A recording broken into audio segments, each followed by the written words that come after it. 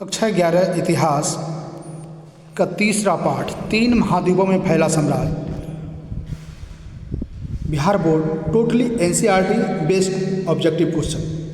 ये मेरी तीसरी राउंड क्लास है जिसमें 22 नंबर प्रश्न से आगे तक चर्चा किया जाएगा। लगभग 22 से 85 नंबर तक का क्वेश्चन है। आइए इस पर हम क्रमबद्ध तरीके से चर्चा करते हैं। इससे पहले लगभग 2 क्लास की चर्चा हो चुकी है जिसका वीडियो और पीडीएफ मैंने आपको दिया हुआ है। यदि आपको अभी भी पीडीएफ या वीडियो नहीं मिला है तो आप मेरे इस नंबर पर कॉल करें या व्हाट्सएप करें, आपको मिल जाएगा। आइए चर्चा करते हैं। 22वां प्रश्न है, ईरान में 225 ईस्वी में अपेक्षाकृत एक अधिक आक्रामक वंश उभर कर आया। इस वंश के लोग स्वयं को क्या कहते थे?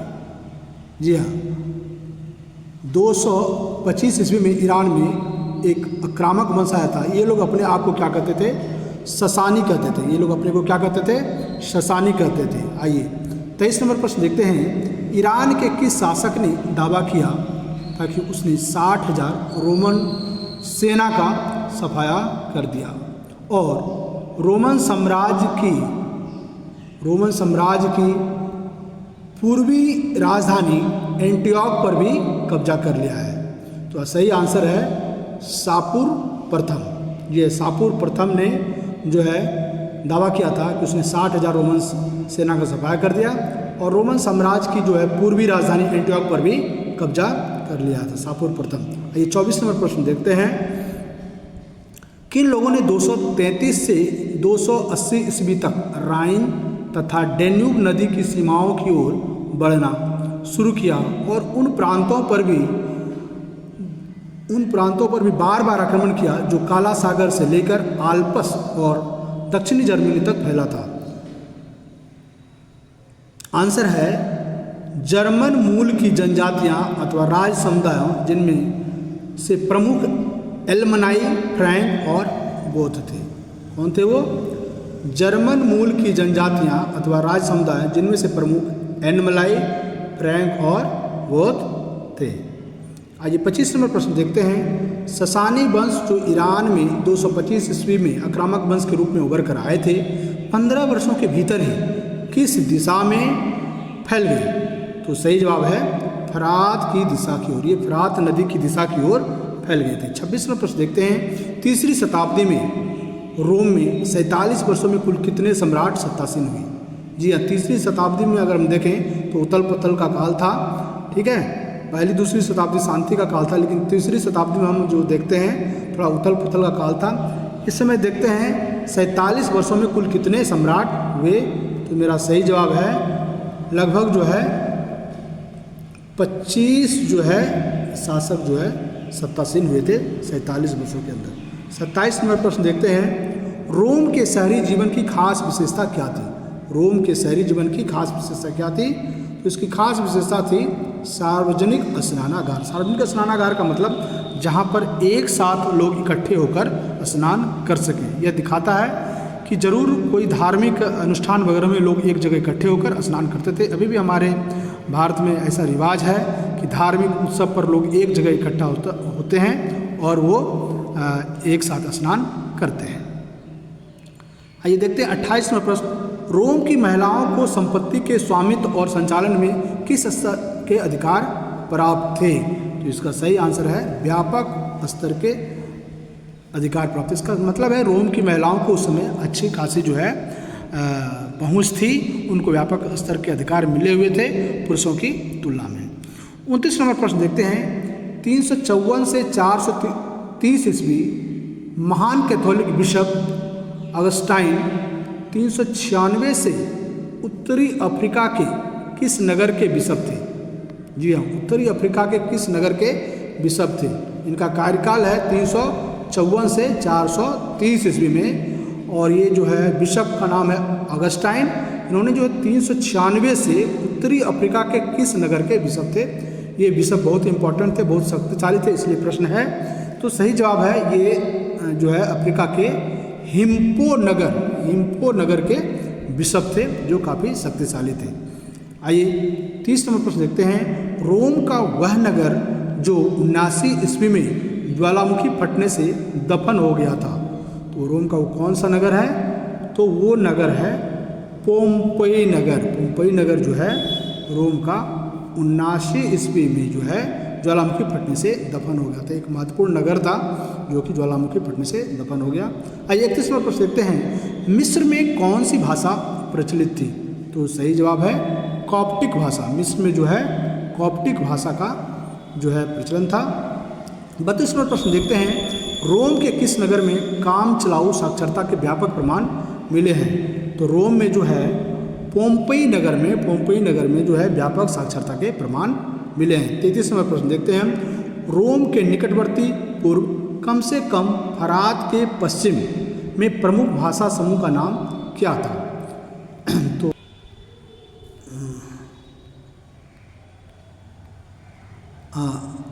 सही आंसर है अरामाइक। अरामाइक जो है सही आंसर है। 34 नंबर प्रश्न।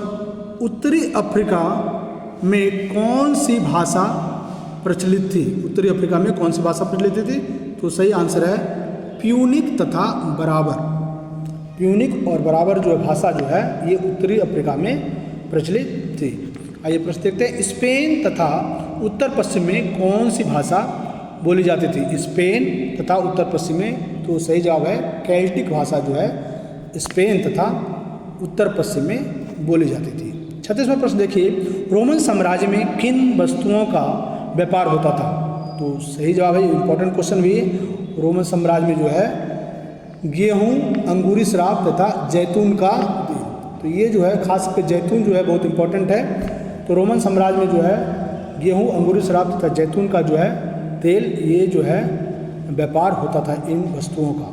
आइए प्रश्न देखते हैं। 37वां प्रश्न। स्पेन में जैतून का तेल निकालने का उद्यम किस समय चरमोत्कर्ष पर था? मतलब किस समय बहुत ज़्यादा जो है जैतून का तेल का व्यापार होता था और ये उद्यम से निकाला जाता था? तो सही आंसर है 144 से 160 ईस्वी के वर्षों में जो है स्पेन में जैतून का तेल बड़े पैमाने पर निकाला जाता था। आइए 38 नंबर प्रश्न देखते हैं। ड्रेसल 20 किसे कहते हैं? क्या है? वेरी वेरी इंपॉर्टेंट क्वेश्चन है ड्रेसल 20। तो आप इसको एग्जाम के लिए तैयार कर लेंगे, ठीक है, ऑब्जेक्टिव के लिए भी और जो है एक से ज़्यादा नंबर के लिए भी इसको आप तैयार कर लेंगे। तो आइए बताते हैं इसके बारे में। स्पेन में उत्पादित जैतून का तेल मुख्य रूप से जिस कंटेनर में ले जाया जाता था उसे ड्रेसल 20 कहा जाता था। तो ड्रेसल 20 क्या था? स्पेन में उत्पादित जैतून का तेल मुख्य रूप से जिस कंटेनर में ले जाया जाता था, जिस बर्तन में ले जाया जाता था उसे ड्रेसल 20 कहा जाता था। 39 नंबर प्रश्न देखते हैं। 39 नंबर क्वेश्चन। ड्रेसल 20 किस पुरातत्वविद के नाम पर आधारित है? ड्रेसल 20 किस पुरातत्वविद के नाम पर आधारित है? तो सही जवाब है हेनरिक ड्रेसल नामक पुरातत्वविद के नाम पर जो है ये ड्रेसल 20 आधारित है। 40वां प्रश्न देखते हैं। रोमन साम्राज्य में सबसे बढ़िया शराब कहाँ से आती थी? सबसे बढ़िया उच्च किस्म की शराब जो है कहाँ से आती थी रोमन में? तो सही जवाब है रोमन साम्राज्य में सबसे बढ़िया किस्म की जो है अंगूरी शराब कैंपेनिया से आती थी। कहाँ से आती थी? कैंपेनिया से आती थी, ठीक है। आइए अगला देखते हैं। 41 नंबर प्रश्न। रोम को गेहूँ कौन निर्यात करता था? तो रोम को गेहूँ निर्यात करने वाला जो क्षेत्र था वो था सिसिली और बाइजेकियम। सिसिली और बाइजेकियम से जो है गेहूँ आता था कहाँ? रोम में। आइए अगला प्रश्न देखते हैं। 42 नंबर प्रश्न। रोमन साम्राज्य के अंतर्गत कौन से क्षेत्र असाधारण उर्वरता के लिए जाने जाते थे? असाधारण उर्वरता मतलब जहाँ की जमीन काफ़ी उपजाऊ थी रोमन साम्राज्य में, कौन सा जगह था? तो हमारा सही आंसर जो है वो है इटली में कैंपेनिया, सिसिली, मिस्र में फयूम, गैलीली, बाइजेकियम, दक्षिणी गौल जिसे गैलिया नाबोनेसस कहते थे, तथा दक्षिण स्पेन में बाएटिका। ये सारे क्षेत्र थे जो काफ़ी उर्वर भूमि थी, यहाँ पर जो बड़े पैमाने पर जो है खेती वगैरह होती थी। अगला प्रश्न देखते हैं 43 नंबर। रोमन साम्राज्य के प्रमुख लेखकों के नाम क्या थे? तो स्ट्रैबो और प्लिनी जो है ये प्रमुख लेखक थे। इसके अतिरिक्त भी अन्य लेखक और इतिहासकार की हम चर्चा करेंगे, लेकिन स्ट्रैबो और प्लिनी जो है रोमन साम्राज्य के प्रमुख लेखक थे। किस रोमन इतिहासकार ने लिखा, प्रदेशवासियों ने जमीन के एक एक इंच टुकड़े पर किस जो है रोमवासियों ने लिखा था कि जमीन के एक एक इंच टुकड़े पर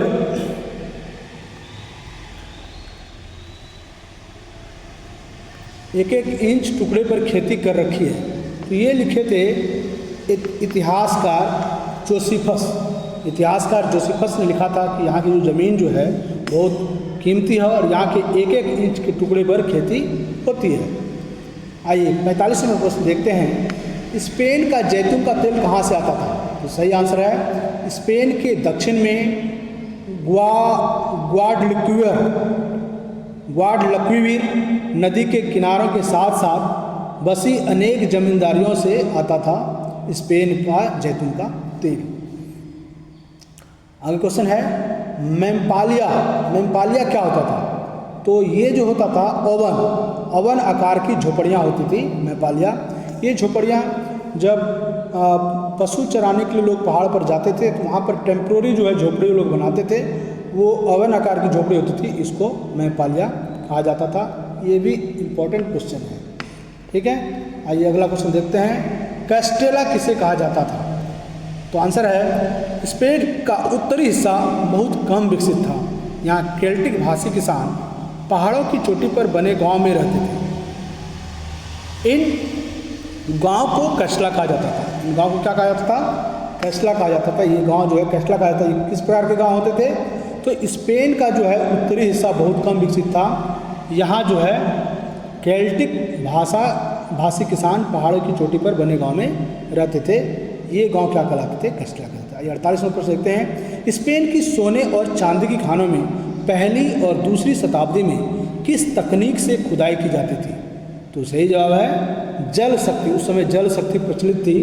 पहली, दूसरी, तीसरी शताब्दी में बहुत ही महत्वपूर्ण बात है कि उसमें जो है जल शक्ति का प्रयोग किया जाता था खान से जो है सोना निकालने के लिए। आइए अगला प्रश्न देखते हैं। 49 नंबर पर 49 नंबर पर रोमन साम्राज्य में किस शासक की हत्या एक दास ने कर दी थी? ये बहुत बड़ी बात है कि उस समय जो है दास भी जो है एक शासक वर्ग के लोग का हत्या कर दिए। उस समय जताता है कि समाज में किसी प्रकार का विरोध रहा होगा, लोगों में गुस्सा रहा होगा और इस प्रकार जो है दास जो है मानवीय व्यवहार से प्रताड़ित होकर ऐसा कदम शायद उठाया होगा। और आगे आप जानेंगे कि दास प्रथा कितनी अमानवीय थी, इसके ऊपर क्या क्या अत्याचार किए जाते थे, तभी ये जान पाएंगे कि क्यों आखिर दास जो है एकत्रित होकर विरोध किए होंगे या फिर इन्होंने ऐसा क्यों कदम उठाया होगा। तो आइए क्वेश्चन है कि रोमन साम्राज्य में किस शासक की हत्या एक दास ने कर दी? तो सही आंसर है मेरा लुसियस पोडेनियस सेकेंड। लुसियस पोडेनियस सेकेंड जो है इसकी हत्या जो है एक दास ने कर दी थी। आइए 50 नंबर क्वेश्चन देखते हैं। किसके शासनकाल में एक दास ने लुसियस पोडेनियस सेकेंड की हत्या? लुसियस पोडेनियस सेकेंड की जो हत्या की थी वो किसके शासनकाल में की थी? तो जवाब है नीरो के शासनकाल में एक दास ने एक शासक की हत्या कर दी थी। आइए 51 नंबर प्रश्न देखते हैं। रोमन साम्राज्य में कामगारों के निरीक्षण के लिए 10-10 श्रमिक के समूह बनाने की सिफारिश किसने की थी? तो सही आंसर है कोलुमेला एक जो है स्पेन के दक्षिण भाग से आए हुए एक विद्वान थे, कवि थे, जिन्होंने जो है इनके बारे में लिखा है। आइए 52 नंबर प्रश्न देखते हैं। फ्रैंकिनसेंस क्या था? तो सही जवाब है एक यूरोपीय नाम जो वास्तव में सुगंधित राल है। इसका उपयोग धूप, अगरबत्ती और इत्र बनाने के लिए किया जाता था।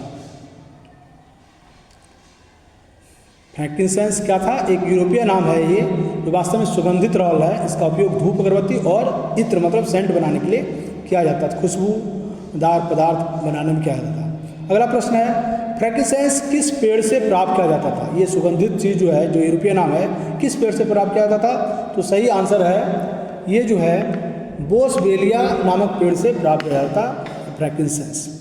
आइए अगला प्रश्न देखते हैं। फ्रैंकिनसेंस की सबसे उत्कृष्ट किस्म की राल कहाँ से आती थी? सबसे बढ़िया किस्म की जो है राल फ्रैंकिनसेंस की कहाँ से आती थी? तो वो आती थी अरब प्रायद्वीप से। ठीक है, अगला प्रश्न देखते हैं, 55 नंबर प्रश्न देखते हैं। यहूदी विद्रोह जो जुड़ेया में रोम शासन के विरुद्ध हुआ था, रोम शासन के विरुद्ध यहूदी विद्रोह हुआ था तथा जिसे रोम वासियों ने क्रूरतापूर्वक, और इस विद्रोह को रोम वासियों ने दबा भी दिया था, कब हुआ था? तो ये जो विद्रोह हुआ था वो 66 ईस्वी में हुआ था। तो 66 ईस्वी में ये विद्रोह हुआ था। आइए अगला 57 नंबर प्रश्न देखते हैं। इतिहासकार टैसिटस ने प्रारंभिक रोमन साम्राज्य को कितने वर्गों में बांटा है? तो सही आंसर है सेनेटर, अश्वारोही जिसको इक्वाइटस भी या नाइट्स बोला जाता है। तीसरा है जनता का सामान्य वर्ग, उसके बाद फूहड़ निम्नतर वर्ग यानी कमीनकारू, और जो है उसको प्लेस सोडिडा, कमीनकारू, प्लेब्स सोडिडा, और अंतिम जो वर्ग है समाज का वो दास था। ये इतिहासकार टैसिटस के द्वारा ये जो है उल्लिखित है। आइए अगला हम देखते हैं, रोमन साम्राज्य का परवर्ती काल कब से शुरू होता है? तो सही आंसर है 4वीं शताब्दी से प्रारंभिक भाग में कॉन्स्टेंटाइन प्रथम के शासन काल से जो है रोमन साम्राज्य का जो है परवर्ती काल शुरू होता था। आइए 59 नंबर क्वेश्चन देखते हैं। रोमन साम्राज्य के किस काल में टैसिटस द्वारा उल्लिखित दो समूह सीनेटर और नाइट या अश्वारोही एकीकृत होकर एक विस्तृत अभिजात वर्ग बन चुके थे? तो आंसर है रोमन साम्राज्य के परवर्ती काल में। रोमन साम्राज्य के जो है परवर्ती काल में जो है हम देखते हैं कि टैसिटस द्वारा जो उल्लिखित दो समूह थे, एक सीनेटर और एक नाइट या अश्वारोही, ये जो है परवर्ती काल में एकीकृत हो गए थे, एक हो गए थे, और ये दोनों मिलकर एक अभिजात वर्ग बना चुके थे। आइए अगला प्रश्न देखते हैं। ह्यूमिलियोरिस किसे कहा जाता था? ह्यूमिलियोरिस किसे कहा जाता था? तो हमारा सही जवाब रोमन साम्राज्य में सामान्य मध्यम परिवार के नीचे निम्नतर वर्गों का एक विशाल समूह था जिन्हें सामूहिक रूप से क्या कहा जाता था? ह्यूमिलियोरियस कहा जाता था। आइए 61 नंबर प्रश्न देखते हैं। 61 नंबर प्रश्न, टैसिटस ने किस वर्ग को सीनेट गृहों के आश्रितों के रूप में वर्णन किया है? अर्थात मुख्य रूप से सरकारी सेवा और राज्य पर निर्भरता थी उस ग्रुप की। वो कौन सा ग्रुप है? तो सही जवाब है सामान्य मध्यम वर्ग। ये जो सामान्य मध्यम वर्ग था ये मुख्य रूप से जो है राज्य पर निर्भर रहते थे, सरकारी कामों के लिए निर्भर रहते थे। टैसिटस ने ऐसा जो है अपना उल्लेख किया है। 62 नंबर प्रश्न देखते हैं। 5वीं शताब्दी का एक इतिहासकार जो एक राजदूत भी था जिसने लिखा, रोम नगर में रहने वाले कुलीन परिवारों को उनकी संपदाओं से वार्षिक आय 4000 पाउंड सोने के बराबर होती थी। इसमें वो उपज शामिल नहीं था जिसका उपयोग वो सीधे कर लेते थे। तो वो 5वीं शताब्दी का जो इतिहासकार जिसने इस चीज़ की कि उन लोगों का जो आय था 4000 पाउंड सोने के बराबर, वो कौन थे इतिहासकार? उस इतिहासकार का नाम है ओलिम्पियोडोरस।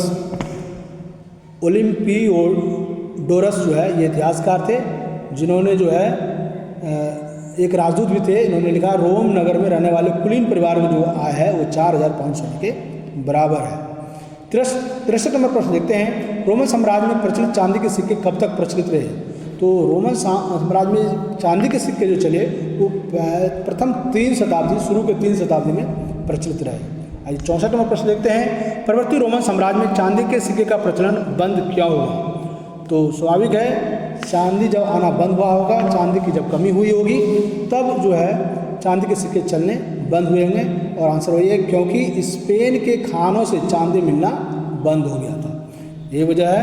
आइए 65 नंबर प्रश्न देखते हैं हम लोग।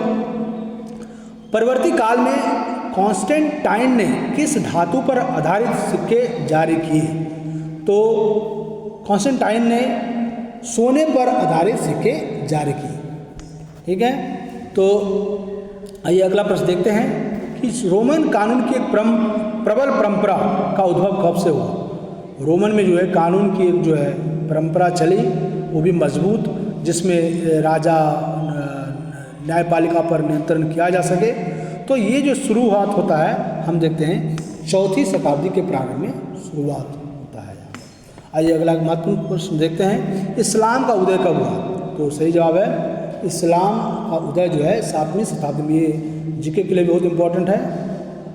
इस्लाम का उदय 7वीं शताब्दी में माना जाता है। आइए 68 नंबर पर देखते हैं, रोमन साम्राज्य के सामाजिक ढांचे में महत्वपूर्ण परिवर्तन किस सम्राट के काल से शुरू हुआ? रोमन साम्राज्य के सामाजिक ढांचे में इम्पोर्टेंट जो है चेंजेस कब देखने को मिलता है, किसके शासनकाल में? तो वो शासनकाल है जो है वो डायोक्लिशियन का शासनकाल है 284 से 350 ईस्वी के समय होता है, जहाँ पर हम देखते हैं सामाजिक ढांचे में जो है परिवर्तन देखने को मिलता है। आइए रोमन साम्राज्य में हिप्पोड्रम क्या होता था? तो हिप्पोड्रम जो होता था रोमन साम्राज्य में वो घुड़दौड़ का मैदान होता था। उस समय बहुत ही मनोरंजन का साधन था, लोग घोड़े का रेस देखते थे। ठीक है, तो वो रोमन साम्राज्य में जो घोड़े के दौड़ चूँकि बार बार होते थे, इसलिए उस जगह का भी नाम जो है था हिप्पोड्रम, जहाँ पर घोड़े रेस करते थे, आपस में लड़ते थे। आइए 70 नंबर क्वेश्चन, रोमन साम्राज्य के द्वितीय श्रेणी के परिवारों का आय कितना था? तो प्रथम श्रेणी के आय जो है कुलीन परिवार का आय की मैंने चर्चा की थी 4000 जो है पाउंड सोने के बराबर में। यहाँ पर हम जो है द्वितीय श्रेणी के परिवार की आय चर्चा हम देखते हैं, इसमें जो है 1000 अथवा 1500 पाउंड सोने के बराबर जो है रोमन साम्राज्य में द्वितीय श्रेणी के परिवारों का आय है। 71 number question, 71 number question, Constantine द्वारा बनाए गए शुद्ध सोने के सिक्के जो 4.5 ग्राम का होता था उसे क्या नाम दिया गया? तो सही जवाब है सॉलिडस। ये जो है शुद्ध सोने के सिक्के होते थे जो 4.5 ग्राम जो है सोना इसमें होता था, और इनको जो है नाम दिया गया सॉलिडस। और किनके द्वारा चलाए गए? कॉन्स्टेंटाइन के द्वारा ये सिक्के चलाए गए थे। बहुत इंपॉर्टेंट नाम भी आपको याद रखना पड़ेगा। आइए देखते हैं 72 नंबर प्रश्न, संस्कृति एकात्म का क्या अर्थ है? तो संस्कृति विकास का अर्थ है, संस्कृति एकात्म का अर्थ है विविधता की कमी और आंतरिक एकरूपता। संस्कृति विकास नहीं होगा, संस्कृति एकात्म का अर्थ है विविधता का कमी। कहने का मतलब कि वहाँ पर डाइवर्सिटी नहीं थी, ठीक है, और आंतरिक एकरूपता थी, तो यही कहलाता है संस्कृति एकात्म। आइए 73 नंबर प्रश्न देखते हैं, यूनान और रोमवासियों की पारंपरिक धार्मिक संस्कृति किस प्रकार की थी? यूनान और रोमवासियों की पारंपरिक और धार्मिक संस्कृति किस प्रकार की थी?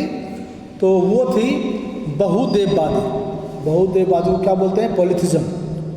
बहुदेववादी जो एक से ज़्यादा देवों भगवान ईश्वर की जो है मान्यता या प्रचलन, इसको हम बोलते हैं बहुदेववादी। तो उस समय जो हम देखते हैं यूनान और रोमवासियों की जो है धार्मिक संस्कृति की जो परंपरा थी वो बहुदेववादी रही थी। आइए 74 नंबर क्वेश्चन हम देखते हैं, रोमन साम्राज्य का एक अन्य बड़ा धर्म क्या था? बहुदेववादी तो थे ही, लेकिन एक अन्य बड़े धर्म का प्रचलन था, वो था यहूदी धर्म, जिसको जुडाइज्म बोलते हैं। आइए अगला प्रश्न देखते हैं 75 नंबर, रोमन साम्राज्य का ईसाईकरण एक क्रमिक एवं जटिल प्रक्रिया के रूप में कब हुआ? रोम साम्राज्य का ईसाईकरण मतलब क्रिश्चियन का प्रसार करना, लोगों को ईसाई धर्म अपनाने के लिए प्रयास करना, और ये 4वीं शताब्दी या 5वीं शताब्दी में ये प्रक्रिया शुरू हुई थी, और एक धीरे धीरे लगातार और एक जटिल प्रक्रिया थी, इसको अंजाम दिया गया था 4वीं या 5वीं शताब्दी में।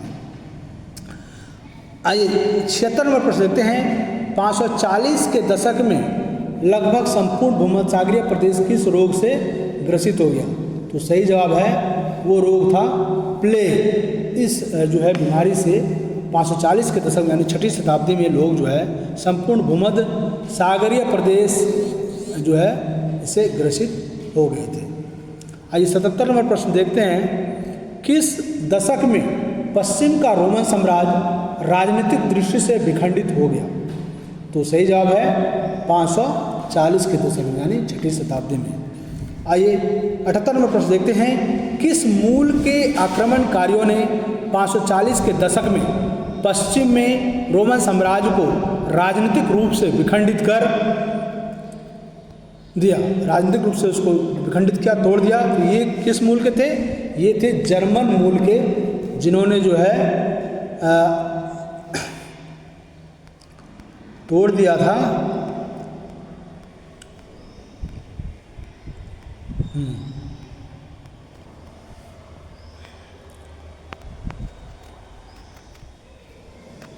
तो ये पश्चिम रोमन साम्राज्य की राजनीति से विखंडित हो गया था।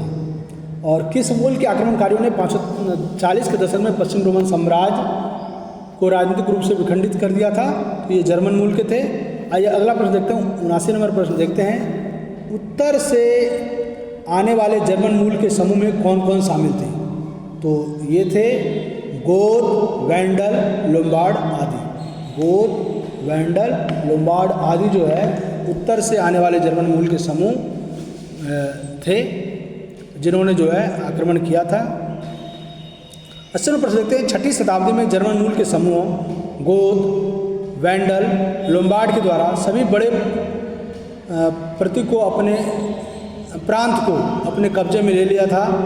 इन्हें किस प्रकार का राज्य कहा जा सकता था? तो ये राज्य थे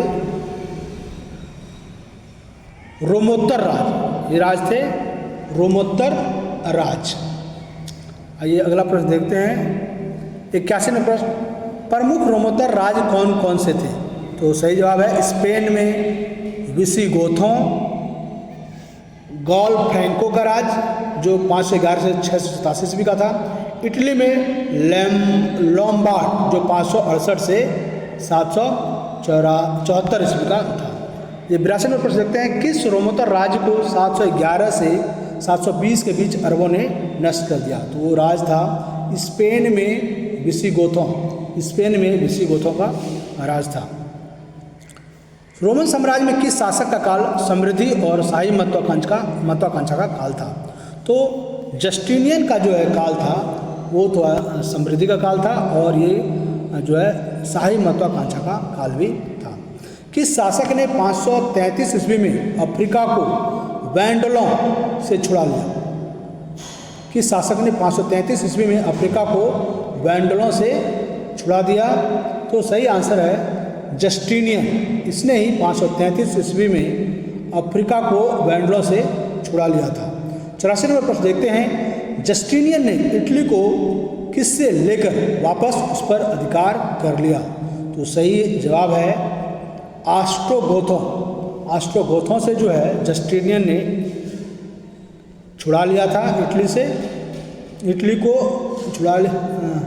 ऑस्ट्रोगोथों से छुड़ा लिया था, फिर उस पर अधिकार किया था दोबारा।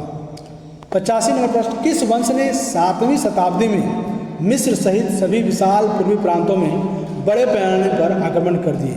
तो सही जवाब है ईरान के ससानी शासकों ने 7वीं शताब्दी में मिस्र सहित सभी विशाल पूर्वी प्रांतों में बड़े पैमाने पर आक्रमण किए थे।